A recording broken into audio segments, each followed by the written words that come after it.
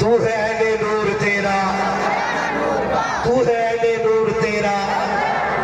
और जी हम बरेली वाले से निस्बत रखने वाले लोग, हमने अपने इमाम को कहते सुना है कैसे आकाओं का बंदा हो रहा। ये आज एक जमा होने वाले हैं। अल्लाह सलामत रखे हज़रत अल्लामा मौलाना ज़ुबैर अहमद साहब क़िबला को कि ये इनकी मोहब्बतें हैं कि इन्होंने इतना खूबसूरत चमन सजा के रखा। ये इनकी मेहनत है और इनकी काविश है। मैंने कहा था ना पिंडाल ऐसा बनाया करो कि लोग पिंडाल को नहीं मौलवी को देखा करें। और यहाँ हम जब से आए लोग पिंडाल का फोटो ले रहे है ना, पिंडाल का ही फोटो ले रहे हैं। इस लाइट के आगे खड़ा, कभी उसके आगे खड़ा। भाई नतीजा क्या, नतीजा क्या है?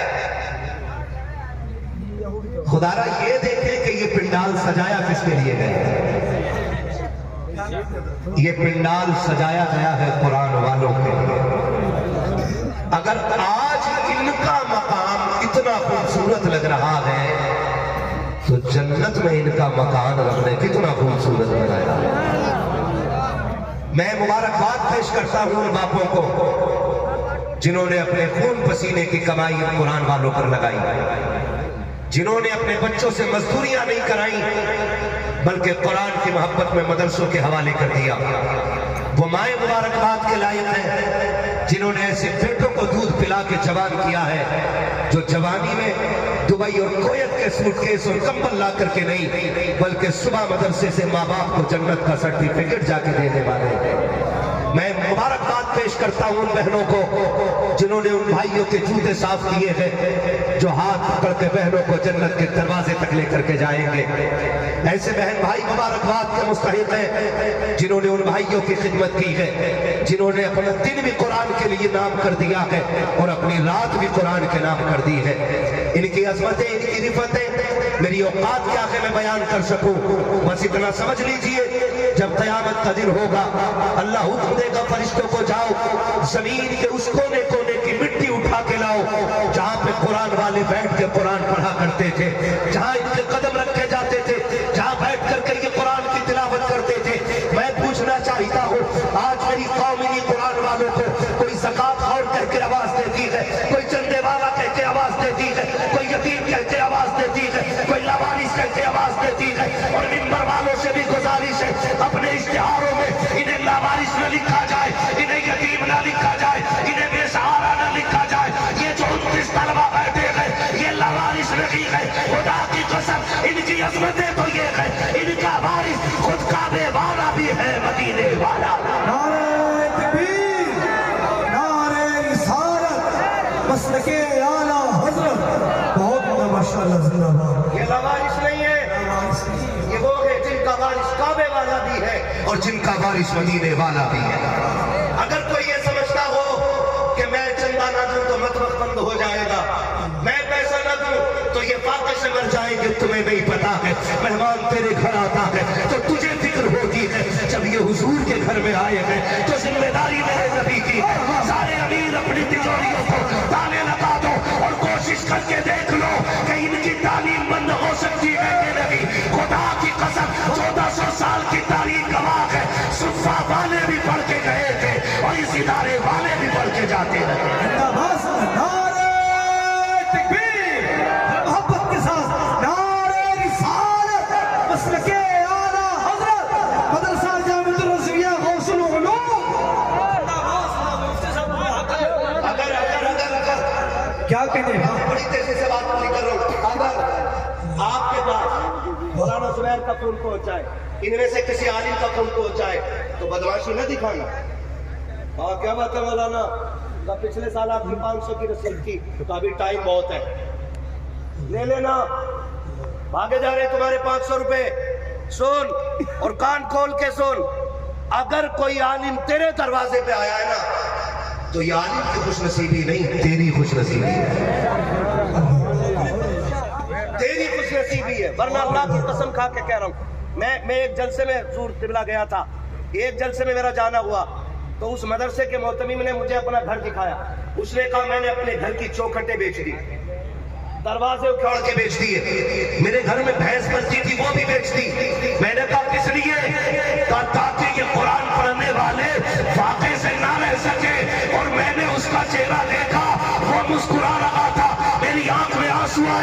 उसने मेरे कंधे को पकड़ के कहा, मौलवी तू क्यों रोया? तब मैंने कहा यार मैं इसलिए रो रहा हूँ, अगर कोई मेरे लिए 10 रुपए खर्च कर दे, मेरा जी चाहता है उसे सीने से लगा लूं। तूने नबी के लिए घर लुटा दिया है, मदीने वाला तुझे कितनी दुआएं देता है। क्या कहने हजरत, वाह वाह। और हम मौलवियों को औकात दिखाने की कोशिश करते हैं। सुनो, घमंड है ना पैसे पे, जेब में रख अपना पैसा। हुए नाम पर बेनिशान कैसे कैसे, जमीन खा गई आसमां कैसे कैसे। अगर आप पर लग गया है ना कोई पैसा इनकी खिदमत में, सिर्फ इनकी खिदमत में, तो मैं कहता हूं मुकद्दर के धनी हो, किस्मत के ताजदार हो, क्योंकि ये सिर्फ कुरान वाले नहीं, ये जन्नत वाले, ये जन्नत वाले। आपको यकीन ना हो तो एक दलील दूं। आपने इदारा देखा, क्या नाम है मदरसे का अपने हजरत? अल जामिअतुर रज़विया गौसुल उलूम। कितने बच्चे बाहर के रहते? कितने? सवा, जोर से सवा, सब बोले सवा 200। एक इदारे में कितने? सवा 200। अगर एक घर के अंदर 12 मेंबर हो तो 12 लोगों को पालने के लिए कम से कम 4 को कमाना लाजिम होता है। बहुत बड़ी बात, ठीक है ना? सच्ची बात। 12 लोगों को पालने के लिए गांव के अंदर 4 लोगों को मेहनत करना जरूरी है, और शहर दिल्ली जैसा हो तो 12 को जीने के लिए 12 ही को मेहनत करना जरूरी है। अगर शहर हो तो ठीक है ना? कम से कम कितने लोगों को? 12 में से कितने? 4। सलाम करो इन मदरसे वालों को, ये 12 का इंतजाम नहीं करते, 225 का इंतजाम रखते हैं। और ये नहीं कि 24 घंटे में एक बार खिलाते हो। लगा सकते हो अंदाजा? तेरी मेरी कुठियां खाली हो जाएंगी, लेकिन 50 बच्चे नहीं पाल पाओगे। ये 225 जो पल रहे हैं ना, ये तेरी मेरी ताकत नहीं है, मदीने वाले की निस्बत से पल रहे हैं। मदीने वाले की निस्बत से पल रहे हैं। 225 एक टाइम में खाना खाएं, 2 टाइम के 450। कितने? 4.5। पबजी खेल लो और किसी को पढ़ने की तौफीक नहीं। 2 बजे तक पबजी खेल रहा, 11:30 बजे सो कर उठ रहा। अब्बा से कहा तूने नहीं उठाया? ये मेरी भी आंख नहीं खुली थी। तेरी क्यों नहीं खुली? कि 4 बजे तक मैंने भी फोन चलाया। अब उन नस्लों को बर्बादी से कोई नहीं बचा सकता है। याद रखिए, 225 के डबल कितने होते? आपने बोलना बता चुके, बाकी बोले कितने? 450। और कितने ही और कर लो 225। 900। 225 बढ़ाने 600। जल्दी जल्दी बोलो 675। एक दिन में 675 लोगों का खाना। 300 की बारात आती है ना, तो 6 महीने से चावल इकट्ठा करना पड़ता। आप हिसाब लगाओ, मैं समझाना चाह रहा हूं। 300 लोग बारात में आते हैं तो 3 महीने से मेहनत हो रही है। 12 नहीं बल्कि 32 घर वालों से कहा जाता है बेटे बारात को खाना खिलाना है, बेटे मेहमानों का ख्याल रखना है। लेकिन आके देख तो सही, जैसी सुबह होती है वैसी दोपहर होती है, जैसी दोपहर होती है वैसी की शाम होती है, जैसी शाम होती है वैसी सुबह हो जाती है। आप कहोगे कैसे? तो फिर बरेली वाले ने कहा था हिसाब ना लगाना, लगा नहीं पाओगे। अगर समझना है तो बस इतना समझ लो, तेरे टुकड़ों पे पले पैर की ठोकर पे न डाल, चुल्कियां खाए कहाँ छोड़ के सदका दे। नारे तकबीर, नारे रिसालत, मदरसा जामिअतुर रज़विया गौसुल उलूम, बानी वसत बराह आला मौलाना ज़ुबैर हनीफी साहिब किबला। थके तो नहीं है? नहीं थके ना? जरा कहते या रसूल अल्लाह, जोर से बोले या रसूल अल्लाह। है जी, ये कुछ लोग चुप्पी मारे बैठे नहीं, ठंडी ज्यादा है। मैं साइंटिस्ट भी हूँ। तुम जोर से बोलोगे गर्मी लगेगी, जैसे मुझे लग रही। गरमाई आएगी। बोले जरा खुल के या रसूल अल्लाह, और जोर से। पीछे वाले आवाज किधर ले जाना चाह रहे हैं? इससे ज्यादा शोर मैयत की रोटी में सुर्खी मचा देता है। कह रहा हो जी मुझे ना मिली बोटी, इधर दे वे प्लेट। मैयत की रोटी में शोर मचा, और जलसे में मर जाते हैं। यहाँ इतनी जोर से बोलो, मैं नौजवानों से बोलो, बूढ़ों से क्या कहना, वो तो अकड़ गया है, वो कटे गई, सीधा नहीं होता है ना। मैं जवानों से कहूंगा, जवानों आज जश्न कुरान है, इतनी जोर से बोलो कि गला बैठ जाए। घर जाओ, माँ पूछे आवाज का क्या हुआ, कहना माँ जितने पैसे थे उन्होंने पैसे लगा दिए, मुझ पे आवाज थी, मैं कुरान के नाम आवाज उठा के आया। सलाम। ये मेरे आगे तो अच्छे लोग, मैं तकलीफ करता रहता अगर तुम फ्लाइट लिखवा देते। खैरियत है सारे लोग है जी? बात समझ में आ गई इतनी कि ये कैसे पल सकते हैं हुजूर के सदके में, और हुजूर कैसे पालते हैं। सुन भाई, 10 रुपए का चंदा दे के मदरसे को झांक के कहने वाला क्या कराया, 10 रुपए लिए थे। हजरत 20 रुपए दे के कह रहा मौलाना 20 रुपए लिए थे, काम किधर हुआ 20 रुपए का? लिमिट में रहे, औकात में रहे। तुझसे अपने बेटे की 5 रुपए की टोपी नहीं खरीदी जाती, इन्हें तो 225 बच्चों को बाप बन के पालना पड़ता है। ये कहाँ रहते हैं? ये मदरसे में। मेरे भाई ने बताया कि बोले कोयत से आपको सुनने के लिए आए हो। मैंने कतर से बोले वहां बहुत सुनता हूँ आपको। जितने भी प्रदेश में परदेसी रहते हैं ना, उनके लिए भी हाथ उठा के दुआएं किया करें, इसलिए कि जो परदेश काटते हैं ना, वो अपने परिवार की खिदमत के लिए परदेश काटा करते हैं। बड़ी कुर्बानी होती है, बड़ी कुर्बानी होती है। कहाँ रहते हैं ये सारे लोग? मदरसे में। यार मदरसे में। इनके बेड है? नहीं, कटाई बस होते हैं। बेड नहीं है भाई? बताओ हमारे बच्चे कहाँ सोते हैं? अच्छा बिस्तर होता है ना, और सुबह उठते हैं तो ठंडा पानी मिलता है कि गरम? जल्दी बोलो। गीजर लगा होता है, और जो बच्चे स्कूल जाते हैं उनकी आप कंडीशन देखें, माँ सुबह उठाती है, गर्म पानी गीजर का होता है, बच्चों को मुंह धुलाया जाता है, अच्छे कपड़े पहनाए जाते हैं, और खुदा की कसम लेटने के लिए VIP गद्दे होते हैं, एयर कंडीशन रूमों में हमारे बच्चे सोते हैं। और वही हमारा स्कूल का बच्चा अगर 2 मिनट के लिए नंगे पैर फर्श पे आ जाए, नाक बंद होती है, थोड़ी देर खेल लेता है तो उसकी फसली जाम होने लगती है, अगर जमीन पे लेट जाए तो उसको ठंड लग जाती है। माँ बाप लेकर डॉक्टर के पास जाते हैं, हाय मेरे लाल को क्या हो गया है? डॉक्टर ने आला लगाया कि जमीन पे लेटा था, इसको सर्दी लग गई है, मगर आओ उठाओ कुरान की कसम, चलो मेरे साथ मदरसे में। ये जो कुरान पढ़ने वाले लोग हैं, जब ये बिस्तर पे लेटते हैं, इनके लिए आलीशान बिस्तर नहीं होते हैं। कितने बच्चों के बिस्तर इतने पुराने होते हैं, अगर ऊपर पैर रखो तो नीचे की सर्दी ऊपर महसूस होती है।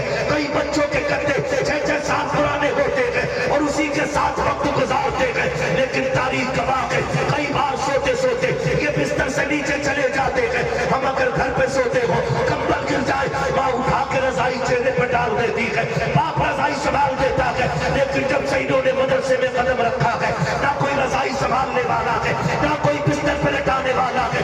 कितने तो सोते सोते नीचे चले जाते हैं, और उसी फर्श पे सोते सोते फजर की अजान होती है। बल्कि कितने तो कुरान वाले फजर से पहले उठ जाते हैं और ठंडे ठंडे पानी से वुजू करते हैं। अब पूछो मौलाना सुबैर से, इनमें से कितने बच्चों को निमोनिया हुआ है, कितनों को पसली चली है, कितनों को ठंड लगी है, कितने सर्दी की वजह से मरे हैं।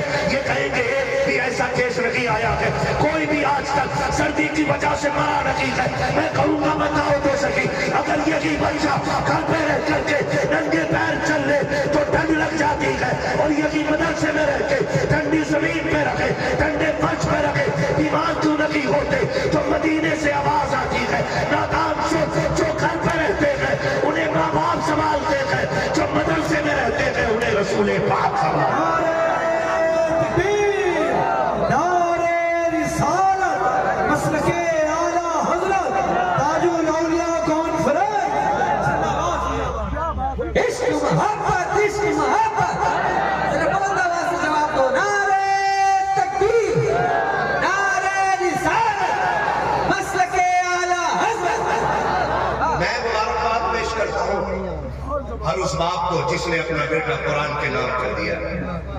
इतनी आसानी से कुरान नहीं आता है, कम से कम एक आयत को 1000 मरतबा रटना पड़ता है, तब वो जबान पे जारी होती है, तब वो जबान पे जारी होती है। वो बाप मुबारकबाद के मुस्तहिक है जिन्होंने बेटे कुरान को दे दिए, वो माए मुबारकबाद की मुस्तहिक है जिन्होंने अपने लाल कुरान के नाम कर दिए। मजाक हो रहा छोड़ना, ये जितने बैठे हुए हैं ना, एक एक जिम्मेदारी के साथ कह रहा हूं, कोई ऐसा नहीं होगा जिनकी जुदाई में माँ बाप रोए ना हो। हम सभी, हम परदेश काटने वाले लोग सभी ने मदरसा जब ज्वाइन किया है, हमको सबको वतन छोड़ना पड़ा है। लोग खेल समझते, तमाशा समझते। उस माँ से पूछ जो बेटे को चूमे बगैर सोती नहीं, वो कैसे एक बेटे के बगैर 3 साल काटते हैं। उस माँ से पूछ जो कभी बेटे को देखे बगैर एक दिन नहीं गुजार पाती, 2 मिनट के लिए बेटा गायब हो जाए, माँ दुपट्टा सर पे रख के रोड पे आ जाती है, मेरा गुड्डू देखा हो तो बताओ, मेरा लाल देखा हो तो बताओ। उस माँ की कुर्बानियों को सलाम यार, जिसने 6 साल के लिए बेटा कुरान के लिए भेज दिया। जा, मेरी मोहब्बत से ज्यादा कुरान की मोहब्बत लाजमी है। ऐसे ही औलाद कुरान की कारी नहीं बनती, ऐसे ही बेटे कुरान वाले नहीं बनते। और मैं उन लोगों को मुबारकबाद पेश करता हूं जो कभी मदरसे में आके बच्चों के सर पे हाथ रख के बेटा कह के आवाज देते हैं। आप तावीज लो, तुम्हारी मर्जी है, डोरियां गले में लटकाओ, तुम्हारी मर्जी है, पानी छिड़को बदन पे, कफन पे, तुम्हारी मर्जी है। लेकिन अगर बरकत चाहते हो ना, तो कभी मदरसे आके कुरान वालों को भी सीने से लगाया, आया करो कभी मदरसे, और कभी कुरान वालों को बेटा कह के आवाज दिया करो। 4-5 दिन हो गए, एक दस्तारबंदी के जलसे में मैं गया था, तो मुझे मदरसे के सदर ने बताया कि ये जो बच्चा है ना बीच में जो बैठा है, ये बच्चा यतीम है, बच्चा यतीम है और कुरान का पूरा हाफिज हो गया है। उसका चचा फट कर रोने लगा। मैंने कहा बात क्या है? कहा ख्याल बुला रहा है, काश अगर बाप होता आज कितना खुश होता। मैंने उसे सीने से लगा के कहा, पगले तू इतना जमीन पे खुश नहीं हो रहा है जितना इसका बाप आज कब्र में खुश हो रहा है। जिसने प्लॉट पीछे छोड़े, बिजनेस के रास्ते छोड़े, जमीन जायदाद छोड़ी, उसने बेवकूफी की जिंदगी गुजारी है। और सबसे अक्लमंद वो है जो अपने पीछे कुरान पढ़ने वाले छोड़ के जा। हाँ, ये कुरान वाले बैठे, अल्लाह तौफीक दे, इनकी खिदमत किया करो, इनकी खिदमत किया करो। कभी आया करो मदरसे, किसी को बेटा कह के आवाज दो। देखो, मैं जानता हूँ अक्सर गरीब बच्चे ही मदरसे में पढ़ने आते हैं। अमीर का तो बच्चा पैदा कह रहे डॉक्टर बनाना, पुलिस वाला बनाना, ताकि सबसे ज्यादा हराम खाए, डॉक्टर बनाना ताकि सिरिंजों में पानी भर के लगाए, लूट ले कौम को। सुने, अमीर दौलत की तरफ भागते हैं, गरीब दीन की तरफ जाया करते हैं। आया करो कभी मदरसे। देखो, कुछ बच्चों में सर्दी में भी गर्मी के कपड़े होते है ना हजरत, किसी का कुर्ता यहाँ से फटा है, किसी का पैजामा फटा है, इतने हल्के कपड़े कि जिन्हें हमारे बच्चे पैर में डालना गवारा नहीं करते, वो कुरान वाले पहन के घूमते। कभी आओ और तुझे लगता है कि बाप को कब्र में राहत मिले और बाप कब्रिस्तान में, पकड़ कुरान वाले का हाथ, इजाजत ले कारी साहब से, का हुजूर का ये मेहमान अब मेरा हो गया, ये जब तक यहाँ पड़ेगा इसका खर्चा मैं उठाता रहूंगा। इतना क्या, मेरे हिसाब से एक बच्चे का खर्चा साल में 12,000 है लगभग, मतबक का खर्चा कितना? 12,000। जोर से बोलो, मर क्यों कितने? और कोई नौजवान ऐसा नहीं होगा जो अगर मसाला खाता है तो महीने में 2-3 हजार का न खाता है कि नहीं? क्लियर है? अब मैं नौजवानों से कहना चाहूंगा जो परदेश रहते हैं, जो मुश्किलों में रहते हैं, पैसे लेके दुआएं देने वाले बहुत मिलेंगे, पैसे लेके दुआएं देने वाले बहुत मिलेंगे, कलेजा ठंडा करके दुआएं देने वाले कुरान वालों के अलावा कहीं और नजर नहीं आते। आप परदेश रहते हो ना, तो आप कोशिश ये करो कि आपके पीछे दुआएं देने वाला हो। आप एक बच्चा कुरान वाला ले लें, एक बच्चा, और कहना इसका 1 साल का खर्चा मेरा है। साल में कितने होते महीने? बोलो। और साल का खर्चा कितना बताया मैंने? तो कोई बड़ी बात नहीं है ना, है ना? लेकिन परमानेंटली एक हुजूर का मेहमान आपके घर में खाना खाता है, ये कितना बड़ा एजाज है। और ये काम मैं मिंबर वालों से भी कहूंगा, आप भी करें, हम भी करें और आप भी करें। जो करते हैं वो तो करते ही है। मैं ये नहीं कह रहा हूं ये नहीं करते या आप नहीं करते, मैं कह रहा हूं जो नहीं करते वो भी करना शुरू कर दे। क्यों? वजह बताऊं। एक शख्स था, रोजाना 1 रोटी अल्लाह के नाम पे सदका करता था। कितनी? जल्दी बोलो, जल्दी से 2 मिनट रह गए। कितनी? 1 रोटी अल्लाह के नाम पे सुबह में सदका करता। एक दिन सोया, ख्वाब में हुजूर आ गया।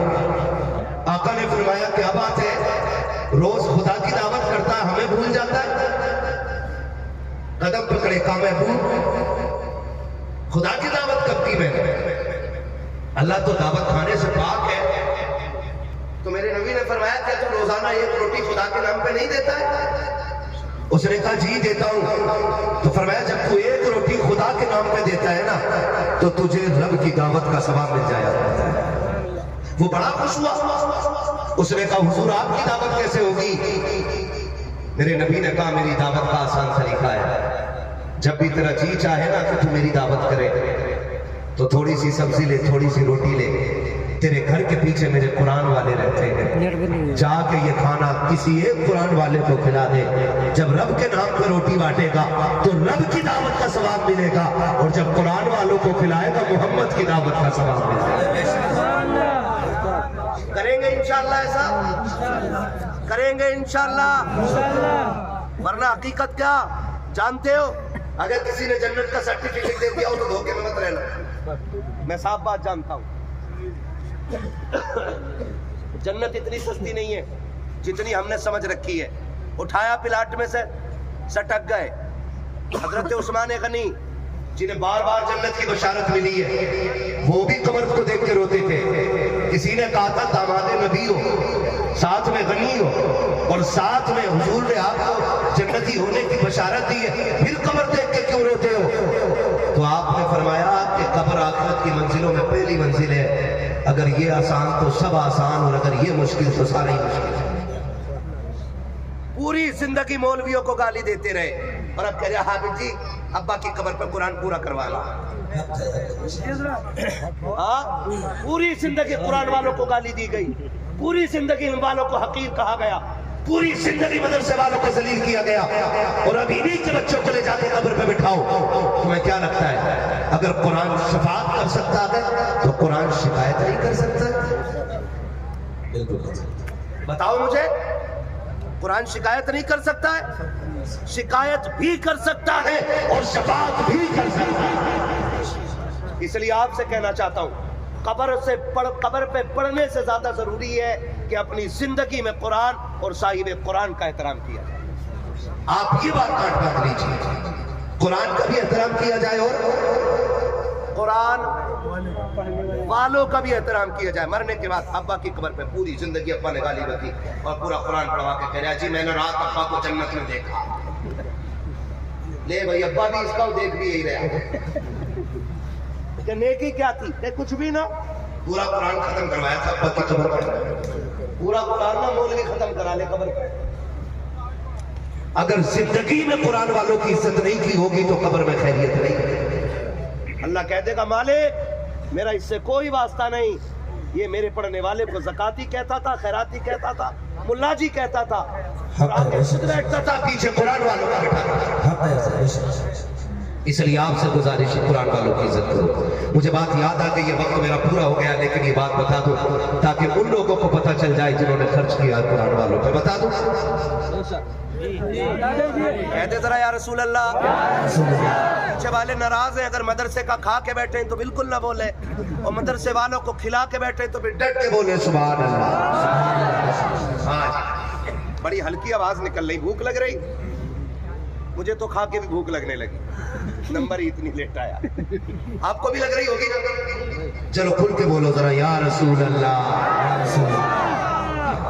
बड़े फायदे आज ही यहाँ बैठे क़यामत का दिन हो, नफ्सी नफ्सी का आलम हो, जन्नतियों की भी लाइन लग जाएगी, जहन्नमियों की भी लग जाएगी। जन्नती लाइन में कुरान वाले दिखाई देंगे, जहन्नमी लाइन में एक बस्ती का एक बंदा खड़ा होगा, वो इन्हें देख के कहेगा आप जी इधर देखे जरा इधर, क्या बात है, पहचाना मुझे? कहा नहीं।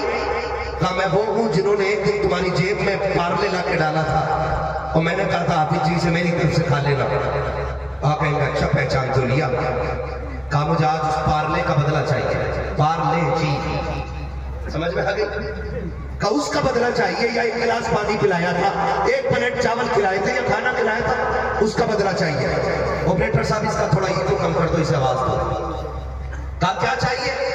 तो वो कहेगा कि मुझे जन्नत में जाना है, तुम जा रहे हो तो मुझे भी लेके चलो। अब ये हाफिज यही रुक जाएगा, जो आगे वाले वो जन्नत में चले जाएंगे और जो पीछे खड़े वो रुक जाएंगे। पीछे वाले शोर मचा के कहेंगे और लाइन क्यों रुक गई है, आगे क्यों नहीं चलते हो? रब फरमाएगा फरिश्ता पूछो तो सही, ये जाने वाले जा क्यों नहीं रहे हैं? एक फरिश्ता आके दरियाफ्त करेगा लाइन आगे क्यों नहीं बढ़ती है? तो वो जो हाफिज कुरान आगे खड़ा होगा कहा मैं तो जन्नत में जाना चाहता था, लेकिन ये जो जन्नत की लाइन में खड़ा है ये आगे नहीं जाने दे रहा है। का ये क्या कह रहा है? का इसने एक मर्तबा खाना खिला दिया था, एक मर्तबा पानी पिला दिया था, आज उसके बदले में जन्नत मांग रहा है। रब से जाके फरिश्ता कहेगा मालिक झगड़ा जन्नत का आके पड़ गया है, एक शख्स ने जिद कर ली है कि उसको जन्नत चाहिए। कुरान वाले से पूछो वो क्या चाहता है? फरिश्ते आके पूछेंगे बता तेरी क्या राय है? वो कहेगा मालिक से कह दो मैं उस वक्त तक जन्नत नहीं जाऊंगा जब तक इसको लेके नहीं जाऊंगा। रब का दरियाए करम जोश में आएगा, वो करीब 70 माहों से ज्यादा प्यार करने वाला, 70 माहों से ज्यादा बंदे से मोहब्बत करने वाला, वो कहेगा फरिश्तों उससे कह दो बात एक की नहीं है, वो पूरी लाइन को देखे, वो जिसे जिसे कहता जाएगा खुदा उसको जन्नत देता जाए। नारे तकबीर, नारे रिसालत, फैज़ाने ताजुल औलिया मुफ्ती हम्माद साहब क़िबला, नारे तकबीर, नारे रिसालत। वो तो निहायत सस्ता सौदा बेच रहे हैं जन्नत का, हम मुफलिस का हाथ मोल चुकाए, अपना हाथ ही खाली है। और बरेली वाले ने कहा था मेरे अमाल का बदला तो जहन्नम ही था, मैं तो जाता मुझे सरकार ले जाने लगी। ये भी एक अलविया है। सही बात ये है कि मसला के आला हज़रत चंद मसाइल में घेर के रख दिया गया और चंद लोगों का बना के रख दिया। हाँ ये भी एक अलविया है, चंद लोगों का रह गया है और चंद मसाइल में मसला के आला हज़रत उलझ गया। वरना मसला के आला हज़रत तो ये भी है ना, सूना जंगल रात अंधेरी छाई बदली काली है, सोने वालों जागते रहियो चोरों की रखवाली। ये भी मसला के आला हज़रत है। और सुनो लोगों ने अपने हिसाब से तारुफ कराया आला हज़रत का। हाँ अपने हिसाब से, अपने हिसाब से जिसका जो सिस्टम सेट था ना वही वाला करा दिया। अब कोई वहाबी के खिलाफ बोल रहा तो पूछा आला हज़रत कौन है? कह रहा किल के रजा है खंजरे खुमार बरकुमार आधा से कह दो खैर मनाए। आदमी सोच रहा आला हज़रत कसाई थे क्या? हाँ अपने अपने हिसाब से। सही बताऊं इस सदी के सबसे बड़े सूफी को इमाम अहमद रजा कहा जाता है। ये कराओ आप आला हज़रत को, ऐसे बताओ इस सदी के सबसे बड़े सूफी को आला हज़रत कहा जाता है। और उस सूफी की शान ये थी कि पूरी जिंदगी मेरे इमाम पे ज़कात फर्ज नहीं हुई। क्यों? क्योंकि जितना आता था सारा कुरान वालों पे खर्च कर दिया था। ज़कात गुजरने, ज़कात फर्ज होने के लिए साल गुजरना शर्त है माल पर, और कभी आला हज़रत ने इकट्ठा किया ही नहीं। पूरा मंज़िल इस्लाम अपने बाप की जमीन से चला गया। किसी ने कहा भी था एक दीवान लिख दो, किस पे? नवाब साहब पे है। कहा के नानपारा के क्या मिलेगा? का इतना चंदा मिल जाएगा, साल भर मंजर इस्लाम चलेगा। इसे कहते हैं तवक्कुल अल्लाह और इसे कहते हैं गुलामी रसूल। नजराने लेने के लिए आला हज़रत का नाम इस्तेमाल नहीं करना चाहिए। चंदे लेने के लिए आला हज़रत का नाम इस्तेमाल न करो, तबलीग दीन के लिए आला हज़रत का नाम इस्तेमाल करो। बहुत गौर से सुनिए, क्या लिख दो।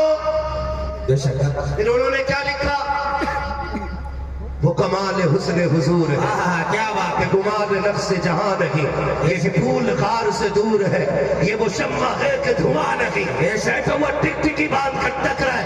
लगता है अब नवाब साहब का नाम आए, अब आए, अब आए। अब जो कलम उठा के रजा का नाक से फारिग हुए, अब खाल उधेड़ने की बारी थी।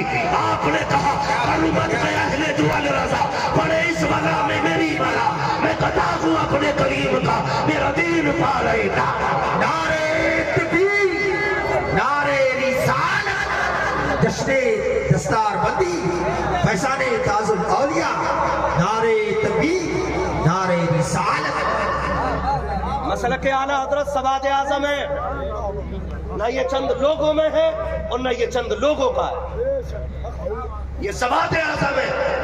हर उस जगह मसला के आला हजरत है जहां ये नजरिया है कि उन्हें देखा, उन्हें जाना, उन्हें माना, न रखा गैर से काम, लिल्लाहिल हम्द में दुनिया से मुसलमान। क्या यूं तशरी होनी चाहिए आला। कहाँ खोले हैं गेसू यार ने, खुशबू कहाँ तक है, मेरा ईमान किसके साथ। मेरे अमाल का बदला बोले, मेरे अमाल का बदला मैं तो जाता मुझे सरकार ने जाने न दिया, मैं तो जाता मुझे सरकार ने जाने न दिया। ओ भाई नेक काम कर जाओ। कब्रिस्तान जाते हैं, कितने लोग जाते हैं जरा जल्दी बता दो भाई। सारे ही जाते हैं, जो नहीं जाते अल्लाह उन्हें चार तिंदों के जरिए ही पहुंचाएगा। जाना जरूर है, दुआ नहीं की है, बताया मैंने भाई। याद रखो, जाकिर इस्माइली साहब, अजमत रजा भागलपुरी साहब, हुजूर सैयद साहब के बिलाइन की तो खैर बात ही अलग है। इनसे पूछो कुरान हम तक पहुंचा कैसे। मैं वक्त होता तो बात करता कि कुरान यहाँ तक कैसे आया है, फिर लगता कि कुर्बानी किसे कहते हैं, मैं बताता। लेकिन अभी कुछ बताना चाह रहा था मैं, जहन से बात निकल जाती है पूरा। ये बहुत बड़े बड़े लोग मेंबर शरीफ पे बैठे हुए, बहुत गौर से मेरी बात सुनने की कोशिश करें। कब्रिस्तान जाते हैं, बहुत डर के बोल रहे हो, जाते हो कि नहीं? किस दिन? जुमे के दिन जाया करो,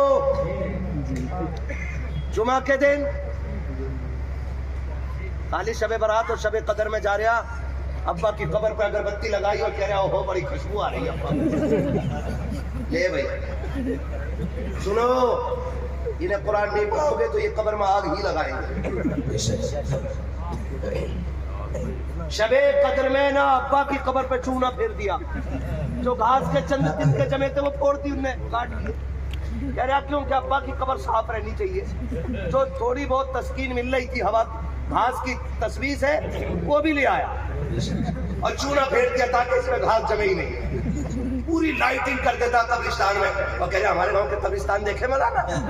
मैंने क्यों कहा, सब में बला भी बलकते। मैंने कहा तेरे यहाँ के मुर्दे ऊपर टहलते। सही बताओ, ये उलमा बैठे हुए, पूरी जिम्मेदारी के साथ कहता हूँ, ऊपर के उजाले से अंदर के अंधेरे पे कोई फर्क नहीं पड़ने वाला। लहद में इश्क रुखे शह का दाग लेके चले, अंधेरी रात सुनी थी चराग लेके चले, तेरे गुलामों का नक्शे कदम खुदा वो क्या भटक सके जो ये सुराग लेके चले। पड़ेगा फर्क। ऊपर 1000 लाइटें लगा लो, ऊपर सुबह से शाम तक घास खोदी, मगरिब के टाइम जनरेटर में हैंडल मारा और अब्बा की कब्र पे पलप पलप पलप पलप पलप पलप। अंदर से अब्बा चीख के कह रहा बेगैरत, ये तूने हजारों लाइटें लगाई है, ये सुबह से झाड़ू लगा रखा है तू, पता इससे मुझे क्या मिल गया है। तेरी 1000 लाइटों से मेरी कब्र को कोई राहत नहीं मिली है। अगर तुझे कब्र में उजाला करना था तो ये लाइटिंग न करता, ये जनरेटर न लगाता, ये अगरबत्ती मोमबत्ती कुछ न लेके आता। अगर तू आया था तो कुरान पाक की कोई छोटी सी सूरत पढ़ के सुना के चला जाता, उस छोटी सी सूरत के सदक़े में तुझे राहत मिल जाती, मुझे कब्र में खुदा की रहमत मिल जाती। नारे तकबीर, नारे रिसालत। ताजुल औलिया कॉन्फ्रेंस तुमसे कल मानेंगे क़यामत में, अगर मान गया मेरे अजीज खर्च करो, कुरान वालों पे लगाओ। मैंने कहा कब्रिस्तान जाते हैं ना, आपने कब्रें देखी होंगी, वहाँ टूटी हुई भी होंगी, फूटी हुई भी होंगी, गली हुई होंगी, लकड़ी भी दिखती है, कफन भी दिखता है, हड्डियाँ भी दिखती हैं, ये सारी क्वालिटी कब्रों में है। तुम्हें क्या लगता है वो जितनों की कब्रें हैं क्या उनका कोई वारिस नहीं है, उनकी औलाद नहीं है, वो पैसे वाले नहीं थे? हम तुम्हें पे तो बट बट के 2-2 बीघे रह गई। वो जो कब्रिस्तान में लेटे वो 100-100 बीघे के मालिक थे। हिसाब लगा लेना, अपने बाप से पूछना, वो 100-100 बीघे के मालिक थे, हमारी बढ़ते बढ़ते 2-2 रह गई है। जब 100 बीघे वाले की औलाद अपनी ना हुई तो 2 बीघे वाले की औलाद अपनी हो सकती है? बताओ। फूल डालना तो बड़ी बात, जिस औलाद को बाप की कब्र पे मिट्टी डालने का वक्त ना हो वो तेरी कब्र पे फूल डालेगा। इसलिए अपने जीते जी काम कर जाओ ऐसे कि कोई कब्र पर ना भी आए ना तो कोई हाथ ना भी उठाए, सवाब तुम्हारी कब्रों में आता रहना चाहिए। और वो काम का तरीका ये है कि अपना पैसा कुरान वालों पे लगाओ। फर्ज कर लो तुमने एक बच्चे पे 12,000 लगाए, उसने 12 बच्चों को पढ़ाया, उन 12 ने फिर हर एक ने 12 को पढ़ाया, फिर उन 12 में से हर एक ने 12-12 पढ़ाए। अब बताओ कयामत तक कितने कुरान वाले पढ़ते रहेंगे? अब देख खुदा की रहमत जब देती है तो ऐसे देती है, तूने एक को पढ़ाया था, अल्लाह तुझे लाखों के कुरान पढ़ने का सवाब पहुंचाता है। लग जाओ, लग जाओ, लग जाओ, इनकी खिदमत में लग जाओ, और फिर देखो इंशाअल्लाह मरने का मजा भी और है और जीने का मजा भी और आएगा। इनकी खिदमत कीजिएगा, अल्लाह करे हर घर में ऐसे कुरान का कारी पैदा हो, हर घर में ऐसे कुरान वाले पैदा हो। फरमाया गया वम्मा बिनिअमति रब्बिका फहद्दिस, अपने रब की नेमतों का खूब खूब चर्चा करो, बच्चों को अल्लाह तुमको माफ फरमाए रब्बे कायनात। हाँ एक बात रह गई है, वो एक पर्चा आया था, उस पर्चे में लिखा था क्या शौहर मरने के बाद औरत का मुंह देख सकता है कि नहीं? हाँ देख सकता है कि नहीं, उसे छू सकता है कि नहीं? और भाई उसमें यह भी लिखा था कि रिवाज ये है कि शौहर का इंतकाल हो जाए वो औरत को शौहर का चेहरा देखने नहीं दिया जाता। ये सितम न किया करो, शरीयत ने जब देखने की इजाजत दी है तो अपनी तबीयतें इसमें रासिख न किया करो। उससे पूछ जिसकी दुनिया उजड़ गई है और अब उस बेचारी को मुंह तक देखने नहीं दिया जाता, जबकि शरीयत ये कहती है कि इंतकाल के बाद बीवी शौहर को देख सकती है और शौहर बीवी को देख सकता है। ये सवाल किया गया था। उसके अलावा सारी बातें इसी तरह के रिलेटिव थी। बस इतना समझ लो कि जब तक औरत इद्दत में रहती है उसका ताल्लुक शौहर से जुड़ा रहता है, बस ये फाइनल बात है। मौला करीम मेरे बोलने में जो कुछ भी आमद खता हो गई हो हबीब के सदक़े में माफ फरमाए, बस जो हुए औलाद उनको माफ फरमाए रब्बे कायनात। जिंदगी ने दिया साथ, फिर होगी मुलाकात, चमन रहा फूल खिलेंगे, जिंदगी रही फिर मिलेंगे, मुसाफिर है हम भी, मुसाफिर हो तुम भी, किसी मोड़ पर फिर मुलाकात होगी। फकीरान आए सदा कर चले, सदा खुश रहो ये दुआ कर चले। सारे लोग कलमा शरीफ पढ़ लीजिए, ला इलाहा इल्लल्लाह। ऐसा ना पढ़ो कलमा कि लोगों को लगे कि ये आखिरी बार पढ़ रहे हैं। अली का बेटा बैठा है, गवाह बना के कलमा पढ़ो जोर से, ला इलाहा इल्लल्लाह मुहम्मदुर रसूलुल्लाह अस्तगफिरुल्लाह रब्बी मिन कुल्ली ज़ंबिन व अतूबु इलैहि व मा अलैना इल्लल बलाग। अस्सलामु अलैकुम व रहमतुल्लाहि व बरकातहू। वालेकुम अस्सलाम। अरे अजय सजदा पढ़ दीजिए ना ना भाई, हेलीकॉप्टर में निकल गया। सिजरा पढ़ दे देखिए लंबा सफर करना है, इंशाअल्लाह जिंदगी में खैर रही, फिर इंशाअल्लाह आइए मुलाकात की गुजारिश करते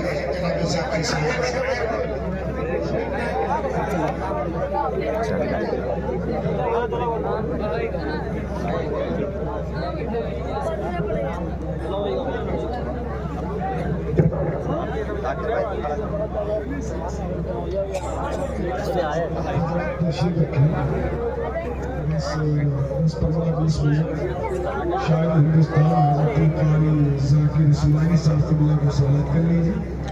ये हिंदुस्तान का अजीम शहर छूट गया था, मौका नहीं मिला और अजमत भाई साहब को खुशी की बात और है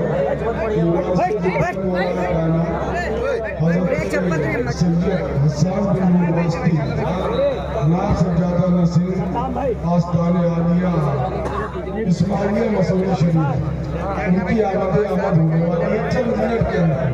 वो तशरीफ लाएंगे, सलातो सलाम होगा, हज़रत की दुआ होगी, आप हज़रात के लबों से आमीन होगा।